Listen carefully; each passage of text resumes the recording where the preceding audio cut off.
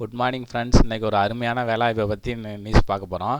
அது மாதிரி இதில் போஸ்டிங் வந்து அதிகமாக இருக்குது. அதோட தமிழ்நாட்டிலே இருக்குது.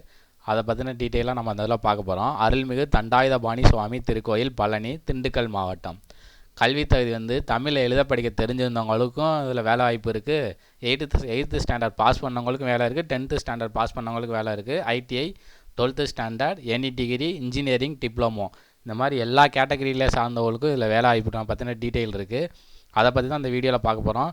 அது மாதிரி பதவியின் பேர் வந்து junior assistant, ticket sales clerk, சாட்ரம், வாட்ச்மேன், ஹெல்த் சூப்பர்வைசர், பூஜை காவல், வாட்ச்மேன், கேட்டில் மெயின்டெனன்ஸ் ஒர்க்கர், அசிஸ்டன்ட் டு யானை பாகன், sanitary inspector, assistant engineer, junior engineer, supervisor, technical assistant, computer operator, lab analyst, winch operator, machine operator, helper, driver, இந்த மாதிரி இன்னும் பல இதெல்லாம் இருக்குது. அதனால் தொகுத்து கொடுக்க முடியாதனால உள்ளவங்க பிடிஎஃப் ஆக்கையெல்லாம் நான் கிளியராக காட்டிடுறேன் என்னென்ன இருக்குன்னு சொல்லிட்டு.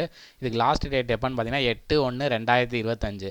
அதுக்குள்ளே யாரெல்லாம் இதுக்கெல்லாம் விருப்பம், அப்ளிகேஷன் போட விருப்பம் இருக்கோ அவங்களாம் அதுக்கு அப்ளை பண்ணுங்கள். நம்ம சேனலில் அப்போ தான் ஃபஸ்ட் டைம் பார்க்குறதா இருந்தால் நம்ம சேனலை சப்ஸ்கிரைப் பண்ணிக்கோங்க. அப்போ தான் அரசு வேலைவாய்ப்பு சம்மந்தமான நியூஸ் உங்களை வந்து சேரும்.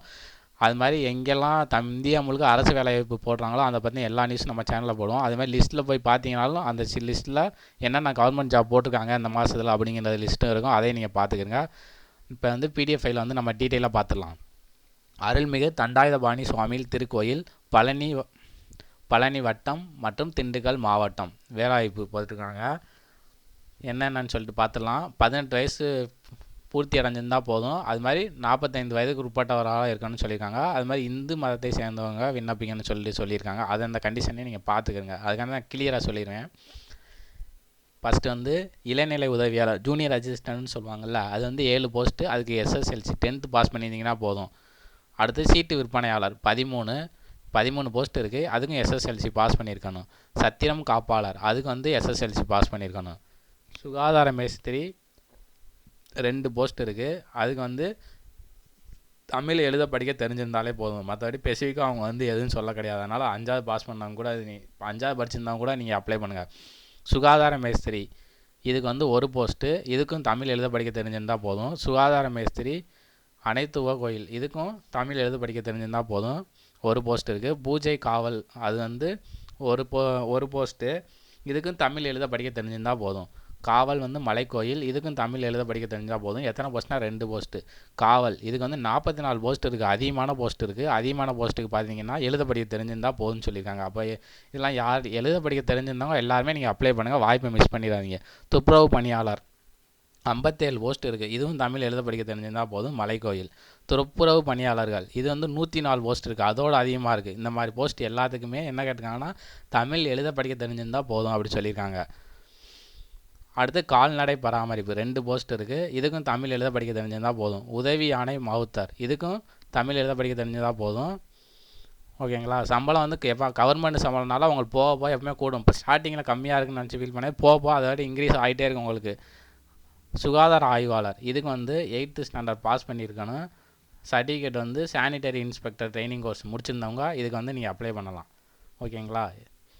அடுத்து வந்து தொழில்நுட்ப காலி பணியிடங்கள்னு சொல்லி கொடுத்துருக்காங்க. ஸ்பெசிஃபிக்காக தொழில்நுட்பம்னா டெக்னாலஜி வேகன்சியில் என்னென்ன இருக்குன்னு சொல்லி பார்த்துருவோம். டெக்னாலஜினால இன்ஜினியரிங் சைடு வந்துடணும்.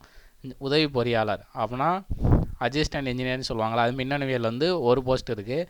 Bachelor degree in electronics and communication engineering. உதவி பொறியாளர் சிவிலில் வந்து சிவில் இன்ஜினியரிங் முடிச்சிருக்காங்க. அதுக்கு வந்து 4 போஸ்ட் இருக்குது. இளநிலை பொறியாளர், அதுக்கு வந்து 1 போஸ்ட் இருக்குது. டிப்ளமோ இன் எலக்ட்ரிக்கல் இன்ஜினியரிங். இளநிலை பொறியாளர் ஆட்டோமொபைலில் டிப்ளமோவில் முடிச்சிருக்கணும். அதுக்கு 1 போஸ்டிங். இளநிலை பொறியாளர் மெக்கட்ரானிக்ஸ் ரோபோட்டிக்ஸ், அதில் வந்து டிப்ளமோ மெக்கட்ரானிக்ஸில் முடிச்சிருக்கணும். மேற்பார்வையாளர் வந்து civil, diploma in civil engineering முடிச்சிருந்தா அதுக்கு 3 போஸ்ட் இருக்குது. மேற்பார்வை எந்திரவியல், மெக்கானிக்கல் இன்ஜினியரிங் முடிச்சிருந்தா டிப்ளமோவில் அவங்களுக்கு 3 போஸ்ட் இருக்குது.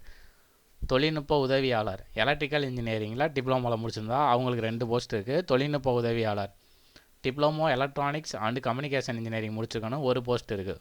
தொழில்நுட்ப உதவியாளர் மெக்கானிக்கல் இன்ஜினியரிங் டிப்ளமோவில் முடிச்சிருந்தா அவங்களுக்கு 1 போஸ்ட் இருக்குது.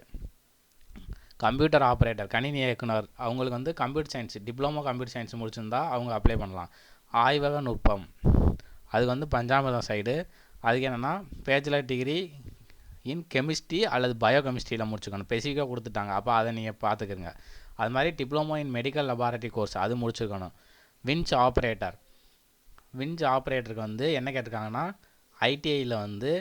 ஐடிஐயில் வந்து வயர்மேன் எலக்ட்ரீஷியன் ட்ரேடு அது முடிச்சிருந்தவங்களுக்கு வந்து இந்த விஞ்ச் ஆப்ரேட்டரு எலிஜிபிள், அவங்க அப்ளை பண்ணலாம்.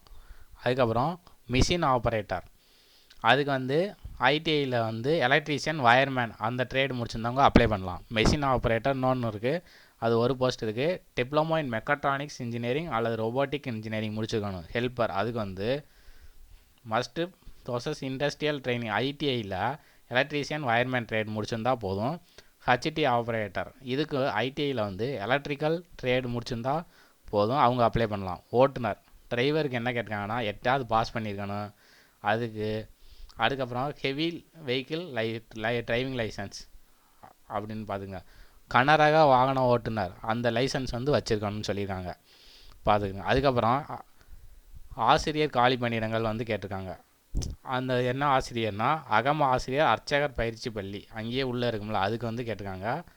5 years experience teacher in one of the Veda Agama பாடசாலையில் ஒர்க் பண்ணியிருக்கணும் அப்படின்னு சொல்லியிருக்காங்க, அதை பார்த்துங்க. உள்துறை காலி பணியிடங்கள் வந்து அத்தியான பட்டர் மலைக்கோயில் இதுக்கு வந்து கல்வி தகுதி வந்து என்ன கேட்டிருக்காங்கன்னா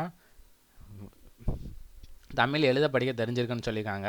சர்டிஃபிகேட் ரிலவெண்ட் ஃபீல்டில் இருக்கணும் அப்படின்னு சொல்லியிருக்காங்க. அர்ச்சகர் வந்து உவக்கோயில் இதுக்கு என்ன சொல்லியிருக்காங்கன்னா must be read and write Tamil and must certificate one of the training relevant field any of the Agama training அந்த அகமா விதின்னு சொல்லுவாங்கள்ல, அது தெரிஞ்ச அந்த ட்ரைனிங் சென்டரில் எக்ஸ்பீரியன்ஸ் இருக்கணும் அப்படின்னு 1 year எக்ஸ்பீரியன்ஸ் இருக்கணும் அப்படின்னு சொல்கிறாங்க. நாதஸ்வரத்துக்கும் அதே தான், இந்த எக்ஸ்பீரியன்ஸ் இருக்கணும் அப்படின்னு சொல்லியிருக்காங்க. தமிழ் எழுத படிக்க தெரிஞ்சால் போதும். தவில் அதுக்கும் அதே தான் சொல்லியிருக்காங்க. அது மாதிரி அந்த ஸ்கூலில் வந்து சர்டிஃபிகேட் வச்சுருக்கணும் அப்படின்னு சொல்லியிருக்காங்க. கவர்மெண்ட் இன்ஸ்டியூட்டோ அல்லது ப்ரைவேட் எதில் நீங்கள் வச்சுருந்தாலும் அந்த சர்டிஃபிகேட் வச்சுருக்கணும் அப்படின்னு சொல்லியிருக்காங்க. தாளத்துக்கு தமிழ் எழுத படிக்க தெரிஞ்சிருக்கணும். சர்டிஃபிகேட் வந்து இந்த மியூசிக்கல் ஸ்கூலில் வந்து பெற்றிருக்கணும். மாலை கட்டி அப்படின்னு சொல்லுவாங்க, அது வந்து தமிழ் எழுத படிக்க தெரிஞ்சிருக்கணும். ப்ரிப்பேர் த கார்லாண்ட்ஸ் ஓகேங்களா, அந்த மாலை பூஜைக்கு இது பண்ணுவாங்களா, அது தேவையான மாலையெல்லாம் ரெடி பண்ணுறதுக்கு அவங்களுக்கு தெரிஞ்சிருக்கணும் அப்படின்னு சொல்லியிருக்காங்க. மொத்தம் கூடுதல் வந்து 296 ஓகேங்களா. இதில் இந்த விண்ணப்பத்தை நீங்கள் எந்த முகவரிக்கு அனுப்பணும்னு சொல்லி கொடுத்துருக்காங்க. விண்ணப்பங்கள் அனுப்ப வேண்டிய முகவரி இணை ஆணையர் செயல் அலுவலர் அருள்மிகு தண்டாயுதபாணி சுவாமி திருக்கோயில் பழனி 624601 திண்டுக்கல் மாவட்டம். கரெக்டாக அதுக்கு அனுப்பிச்சிருங்க. இது வந்து செயலவர், இன்னொருத்தர் வந்து இணை தகவல். நீங்கள் ஏதாவது ஒன்று அனுப்ப வேண்டிய முறைன்னு சொல்லிட்டு இந்த இதுக்கு அனுப்புனாலே போதும். அதுக்கப்புறம் இது ஒரு அட்ரஸ் கொடுத்துருக்காங்க. நிபந்தனைகள் வந்து 18 வயது பூர்த்தி அடைந்திருக்கணும், 45 உட்பட்டவராக இருக்கணும்.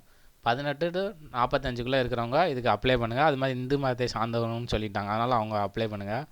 அது மாதிரி நீங்கள் அனுப்புகிறது வந்து அட்டஸ்டட் ஜெராக்ஸ் காப்பி ஒன்லி, அரசிதழில் பதிவு பெற்ற. இதுக்கு வந்து எப்போவுமே செல்ஃப் அட்டஸ்டட் கேட்பாங்க. ஆனால் இதுக்கு என்ன சொல்லியிருக்காங்கன்னா யார்கிட்டையாவது இப்போ டாக்டர்கிட்ட கூட போயிட்டு நீங்கள் அட்டஸ்டட் காப்பி ஜெராக்ஸ் காப்பியில் வாங்கிட்டு அட்டஸ்டட் காப்பி வாங்கி அதை வச்சு சான்றிதழ்லாம் அனுப்பிவிடுங்க.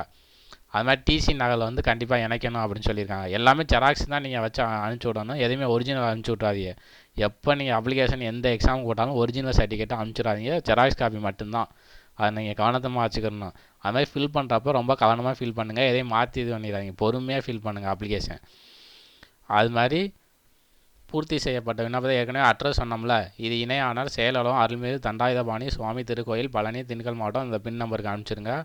மேலும் 25 மதிப்புள்ள அஞ்சல் விலையை ஒட்டி அந்த கவருக்குள்ளேயே 25 ரூபா மதிப்புள்ள ஒரு அஞ்சல் அந்த போஸ்டல் ஸ்டாம்ப் இருக்குல்ல, ஸ்டாம்ப் வாங்கி ஒரு உங்களோட விண்ணப்ப அட்ரஸ் இருக்குல்ல, உங்கள் வீட்டு அட்ரஸ்ஸு, அதை எழுதிட்டு ஒரு உரையில் எழுதிட்டு அதையும் உள்ளே வச்சு அதான் அனுப்பிச்சி விட்ருங்க. ஏன்னா அதில் தான் உங்களுக்கு கால் டிக்கெட் வந்து சேரும், அதுக்காண்டி அதை சொல்லியிருக்காங்க.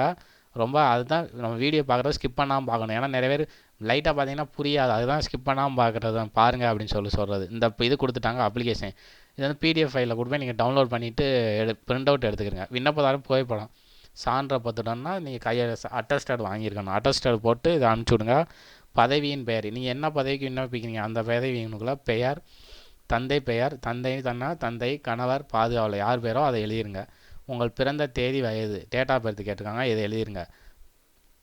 பாலின ஆண்னா ஆண் பெண்ணா பெண்ணு எழுதுங்க. நிரந்தர முகவரி இந்த இடத்துல எழுதுங்க. ஆதார் அட்டை என்ன இந்த இடத்துல எழுதுங்க. கைபேசி, மின்னஞ்சல் முகவரி, மதம், சாதி சான்றிதழ் நகல் இணைக்கப்படணும் அப்படின்னு சொல்லியிருக்காங்க. அதில் ஏன்னா அதில் ஹிந்துன்னு கொடுத்துருப்பாங்க. அதுக்காண்டி விண்ணப்பதாரர் வந்து 18 வயது பூர்த்தி அடைந்தவராகவும் 45 உட்பட்டதாக இருக்க வேண்டும். இதை சொல்லியிருக்காங்க.